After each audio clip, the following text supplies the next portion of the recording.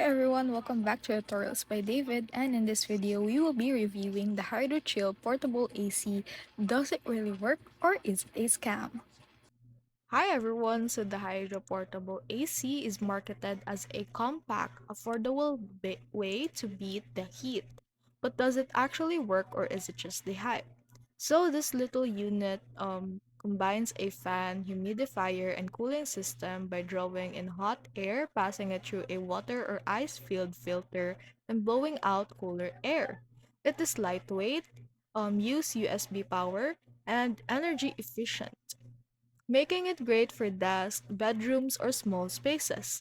However, it is not a full air conditioner, you must note on that, so don't expect it to cool an entire room like a traditional AC. User says, as you can see here, it works best for personal cooling when placed nearby, especially in dry climates, while others feel the cooling is minimal and more likely a fancy fan. So is this a scam?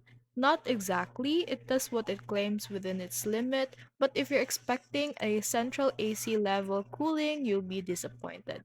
Overall, this is more like a fan than a air conditioner, but it's best seen as a budget-friendly personal cooler, not a full replacement for an air conditioner.